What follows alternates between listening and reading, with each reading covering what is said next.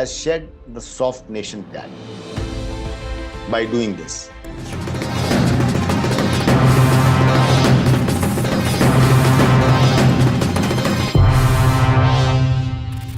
Nearly 10 days after the Uri attack that claimed 18 Jawans, India carried out surgical strikes in Pakistan-occupied Kashmir, inflicting heavy casualties on terrorists and those protecting them, and indicating a change of stand on the rules of engagement on the disputed line of control.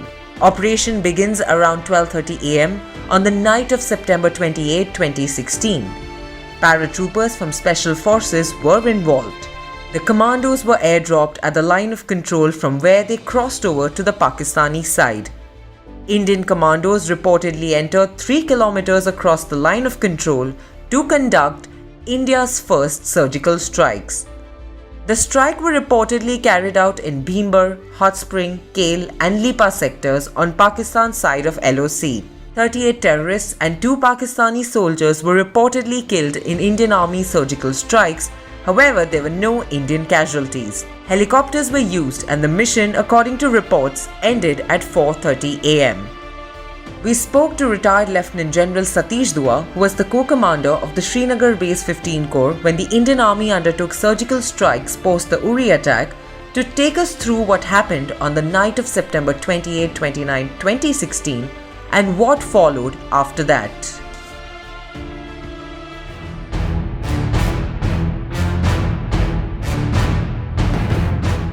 Thank you speaking to Asianet News. My first question to you would be, what were your initial thoughts after the Uri attack and when did the planning of the surgical strike begin exactly? Look, Sunita, the first bit of information that I got about the terror attack at Uri, it was such a sad moment. I was woken up early in the morning and with this bad news that our camp at Uri has been attacked by terrorists, site terrorists. And when the casualties kept mounting, eventually we lost 18 soldiers and 18 young lives lost on my watch. How would one feel? I think it's the darkest day of my life. It was a dark Sunday for me, 18th of September 2016. But I'm only, the silver lining was that we could avenge their sacrifice. Could you take us through how the surgical strike was conceptualized? I think one of the biggest factors that helped us was the fact that the defense minister landed up in Srinagar that day itself, that afternoon. And initially I was not all for it. I tried to oppose it, because the army chief was on his way already and I did not want too many VIPs on my hand. But now that he was landing, one thought about it, we thought as to how can some good come out of it. There was such outrage in the nation against Pakistan-sponsored terrorism. The whole country was incensed, such sad loss of so many lives. And my troops wanted revenge. The leadership was agitated. So that is the time we tried to turn this pain into an opportunity. So while briefing him in my office, in presence of the army chief, I think we got clearances to do what we did. And then that is how a bold step was taken and surgical strikes happened. Could you throw some light on how did you go about picking your team? And, how were the targets planned? Could you just give us some insights on that? As far as picking the team is concerned, in the army, we leave that job to the commanding officer. He knows his men best. There is no micromanagement. Once a task was allotted to a particular battalion, they were special forces soldiers. They have their own procedures and SOPs. And so selection of men, the best man for the best, right man for the job, was left to the commanding officer. As far as targets are concerned, I will not be able to go into details for obvious reasons. But I'll suffice it to say that we have such contingency plans ready, and that is the army. And it is only a leadership call, a decision, depending on the circumstances, that contingency plans are put into effect. So, on the night of September 28th and 29th, could you describe the atmosphere in the war room when the surgical strike was taking place? As you can imagine, as anyone would be able to imagine, the atmosphere was surcharged. It was electric. It was for the first time that we were undertaking operations at such magnitude, both in terms of operational boldness and the kind of significance that they would have at national level. So the uncertainties of operations of war are always a soldier's bread and butter. But here, added to it, there was an element of the first being that you were going across into enemy territory. And in the enemy territory, against very heavily, through a very heavily guarded LOC, if something happened there, it was very different from an operation taking place in the hinterland in Kashmir or on the LOC, where if something happens, some casualties take place, we are in our own territory anyway.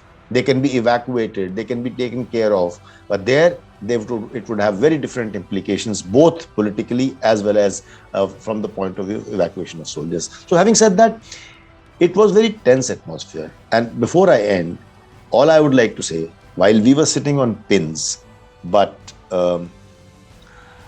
more than the success of the operation, I was praying for the safe return of our soldiers. That because I feel that for one soldier's life is worth more than 50 of these terrorists. So we were praying for the safe return of our soldiers, and I think God was kind, or fortune favors the brave, that not a single soldier, we did not suffer a single casualty in this entire stupendous operation. Since you mentioned safe return of the soldiers, what kind of contingencies were in place to ensure this kind of smooth return? Look, there are certain things I will not be able to discuss for security reasons. So certain things we cannot give our hand away. But suffice it to say that the biggest factor in such situation, a safe return, as you asked me, is our training. Because the soldiers, the special forces guys who went across, they are so well trained. They have so much faith in each other, that spirit of camaraderie. They work in small teams. Their leadership is so motivated. The soldiers are so motivated. So I think all in all, this package of great amount of motivation, very well trained soldiers with years of practice and combat experience behind them, those are the factors that ensure success in such high risk of missions. So, there have been a lot of cross-border operations in the past along the LOC. What is the significance of such an operation, and why is it called surgical strike in the first place? That's a good question. See, Sunita, surgical strike. Firstly, let me take the last part first. What is a surgical strike? The word surgical strike is that you surgically go into at the heart of the matter without damaging other organs, and you achieve the task. Here, similarly, we wanted to strike at the terrorist camps. So one way is to attack and have or capture the objective. The other one is to go through a very heavily guarded LOC, through the minefields, through the enemy posts. But you go through that, take that risk, and strike at the terrorist camps and return. All we wanted to do is to eliminate terrorists who have been causing mayhem and violence after infiltrating into our territory for decades. All right. So that being said, what about operations? You said there have been operations earlier, and how is this different? This time round, there are two major differences. One, When we carried out this operation, we also brought to bear other elements of power. We talk about diplomacy. Now, diplomacy also was used to full measure, to the hilt. If you recall, it was on 18th of September that the terror strike took place. And in 2015, on 21st of September, the UN General Assembly was in session. Just now it is in session today. And in 2015, I beg your pardon, on 21st of September, Prime Minister Nawaz Sharif of Pakistan was to make his statement. He felt he was so isolated because of the diplomatic pressure that India had brought upon by by ensuring that all their faults, all their follies, all their dastardly terror attacks were pointed out to the world, and with this backdrop of 18 soldiers at loss of 18 soldiers at Uri, Pakistan was isolated. On 25th, our foreign minister, late Srimati Sushma Swaraj's talk was there, and we had timed it after that. All I'm trying to say is that diplomatic instrument was brought to bear. But the biggest difference is this. For years, Pakistan has been able to send in terrorists and use deniability. They would always deny that these terrorists, they are not our terrorists, they are your freedom fighters, and worse to that effect. We would have to submit dossiers and proofs and evidence to them. They would always deny it. They used the deniability card. On the other hand, and this is what I want to point out is a big difference. On the other hand, albeit for the first time, but India took ownership. And that is where the boldness of the leadership, because it is a national level decision that India took ownership. Next day, we announced to Pakistan, we announced to the world, held a press conference. The DGMO, the Director General Military Operations, came in full uniform and said, we did it. India did it. We went across and we stuck at the terror camps in your territory. We did it because you did Uri. So compare this. On one hand, they always deny. Here, we have taken ownership of what we have done and told the world why we have done this. And we reserve the right to do it again if you do something like this. And as was proved later, 3 years later, by the Balakot attack after the Pulwama terrorist attack took place. So there lies the difference as to why this was surgical strike and not any other operations on the LOC earlier. You know, you mentioned about the ownership of doing something like this for the first time. Has the mindset or approach towards national security changed under the Narendra Modi government? Allow me not to talk about Narendra Modi government or a particular dispensation. But yes, this government in power has not shied away from taking bold decisions. It is not only about the surgical strikes, and I'll come back to that in the end. But when you say bold decisions, whether it was demonetization, here I'm not discussing what are the effects of it, good and bad of it. But see, whether it is demonetization or dilution of Article 370, it's such a strong step. Or the CAA Act, the farmers' reforms, and I could go on, and so many GST, etc., which are very bold decisions that have been taken by the government. So as a military man, I really like that aspect of being decisive, taking a bold decision and following it through. Some will prove to be good immediately. Some may have some problems, like you see the GST, the way it is being reformed over and over again. So to that extent, I think we have, coming back to this issue of surgical strike, I think India has shed the soft nation tag by doing this. And not only this, it is not just one-off. When another high-profile terror attack took place in Pulwama, we lost 40 soldiers.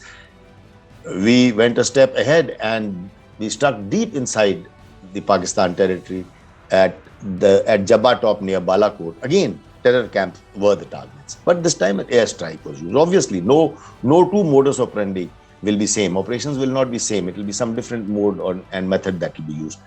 So, to that extent, this bold mindset shows that India has drawn new red lines for itself. A new security paradigm, a paradigm shift has taken place, I should say. And it throws uncertainty. You see, it throws the terrorist infiltration attempts always throw uncertainty in our minds. On the LOC, we keep patrolling the borders. Why? We keep doing a lot of effort goes into creating an anti-infiltration grid because there is uncertainty when they will make an infiltration attempt and where. So similarly, this has thrown that element of uncertainty also in the Pakistan minds. If you do something a high-profile attack takes place, we reserve the right to respond. And last sentence I'd like to say, I'm very happy to see that ever since that this happened, thereafter we have today, of course, there is a ceasefire in place, and I hope it holds for the sake of peace on both sides. But very happy to see that from the Pakistan side, on the LOC, they would never have to patrol and lay ambushes. But now they also have to take the similar precautions because they don't know when and where the next strike could take place.